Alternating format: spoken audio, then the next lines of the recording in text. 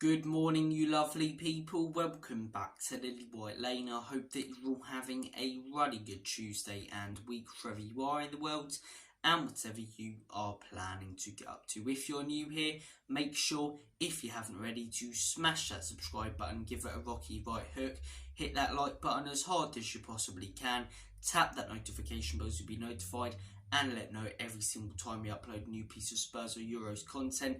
And finally, comment all of your thoughts and opinions on the video down below. Without further ado, enough faffing about. Let's get cracking with this snacking and delve into your fourth instalment and episode of the Euro 2024 breakfast show on the Lily White Lane YouTube channel. The show where we talk about the games from the previous day, review them, go through the stars in all of the games and the standout performers, talk about, as I say, how those teams will progress and get on, and preview the upcoming games on the day of the video. We've got 2 games to preview that take place later today, 3 to go over and review. So without further ado, let's delve into them. And I want to start things off by talking about Les Bleus. France kicked their tournament off last night against Austria, and not the most entertaining of games. It was very, very tight. As I say, Austria made it very, very difficult for France. And they didn't make it difficult by sitting back or, playing a low block. They made it very difficult with their high press. Ralph Rangnick, we know about him in the Red Bull system. And obviously at Manchester United,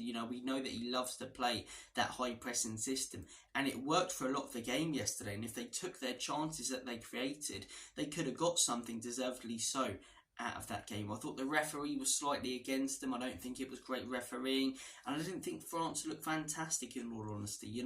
When you hear about the criticism that Deschamps gets in France, it's hard to understand it when you consider that they've made 3 finals in the last 3 international tournaments and won a World Cup. But you can understand it a little bit more when you see a performance like that.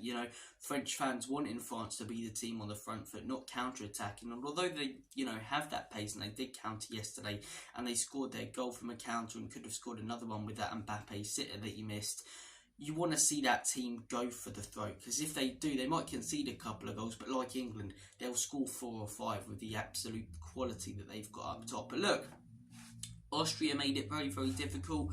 I'm looking forward to seeing Austria versus Poland, because Poland put in a better performance than I expected against Holland. And Austria, I thought they'd give France a go, but I didn't think it'd be that close for game. So that game is absolutely huge for points. I could see one of them getting through to the round of 16 in 3rd place, but I'm not sure which. So look, fair play to Austria. I thought they pressed really well. They looked very, very organised, even defensively very solid. But the quality told in a couple of moments for France. They managed to get the win. It's 3 points on the board, and a huge positive for France yesterday, as I say, was N'Golo Kante. I thought Kante was absolutely superb. The guy's disappeared off the face of the earth, or football earth, over the last couple of years. He comes back in and covers the entire pitch. The amount of quote tweets I've seen over the last 24 hours about 70% of earth is covered by water and the other 30% is covered by Kante. But it's true. The guy was absolutely brilliant yesterday, and it was a little bit of a throwback to what he used to be able to do as well. We haven't seen that in a few years, and he's shown that he's still got it. So a phenomenal performance from Kante. I can't wait to see more of him in this tournament. Theo Hernandez as well looked really good for France. And Mbappe looked fairly good. Contributed to the goal. Should have put that chance away that he had, where he was 1-on-1 with the keeper. But he did well to get the ball in that position in the first place. But look, 3 points is 3 points. France, not the best performance. They're going to need to build on it. They've shown in the past that they can, and I believe that they will, and I believe that they'll grow into this tournament. But Austria, a lot of positives to take from them.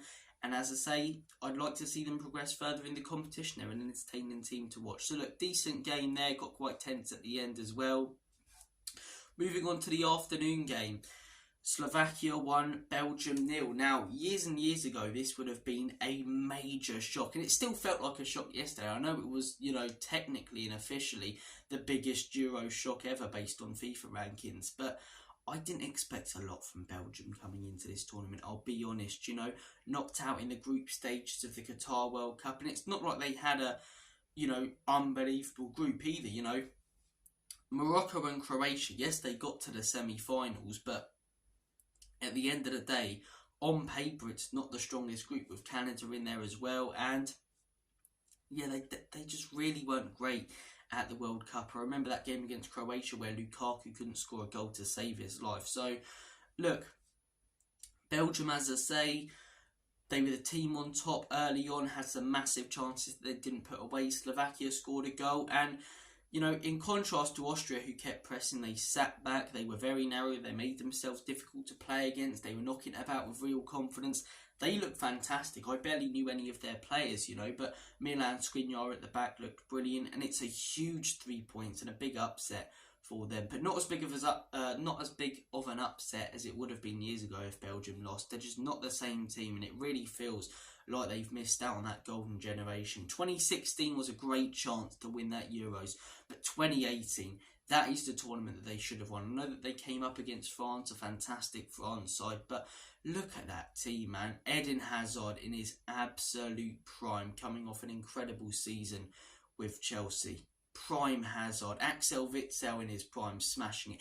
Kevin De Bruyne in his prime, absolutely smashing it. Vertonghen and Alderweireld, as I say, in their prime. The whole of that Belgium, Lukaku when he was bagging goals left, right and centre for them, the whole of that Belgium team was absolutely ridiculous, and I really think that they've missed out on their golden generation. Obviously Euro 2020 out in the quarters, last World Cup out in the groups. Will they go out of the groups again? Romania are a fairly decent side, so we'll have to wait and see. And that moves us nicely on to the next game, Romania versus Ukraine. And this is the best performance from an international team I have seen so far this tournament. Romania were absolutely brilliant. Their second ever win in a European competition. And they were passionate. They were up for it from minute one. And you know, Ukraine started okay. Few chances. Romania looked fairly comfortable.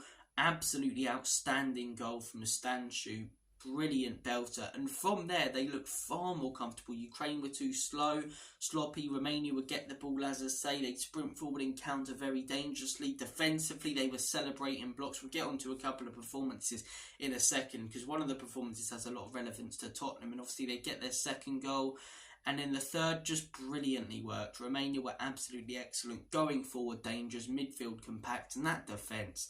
Radu Dragusin, we've got to find a way, as you know, Tottenham as a football club, to play him next season, even if we, you know, play a back three, because that guy is absolutely brilliant. He showed it yesterday, tackle after tackle and block, absolute rock in the defence. His statistics were brilliant from that game, but you don't even need to view the stats. Just watch the 90 minutes and I reckon you'll name him man of the match. He was absolutely brilliant. The Romanian fans singing his name every time he put in a block. They love him.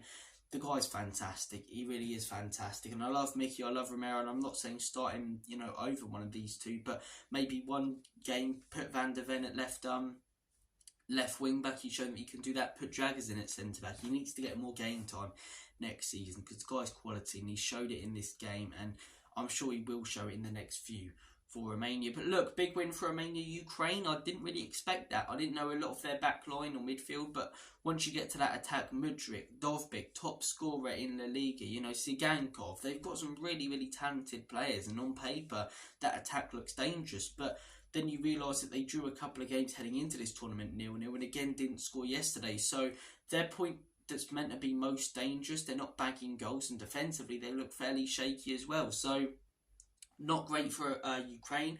I thought they might actually top this group, you know, because I didn't expect a lot from Belgium coming into this tournament, and I thought Ukraine, a few decent players, but as I say, fair play to Romania, and I really hope that they progress, and I'd love it to be a dark horse story of this tournament. I know that Greece won the thing, we won't get close to that, but you know, Romania, no one expected anything from them in this tournament. Most people, including me, were probably predicting them on 1 or 0 points. So fair play to the Romanians, the Slovakians and the French. Some big wins yesterday. More Euro action today. It's a shame there's no 2 o'clock game, but not to worry, there is a 5 o'clock game. Turkey versus Georgia. Can Kvaratskhelia get a huge win for them? A fantastic story for Georgia.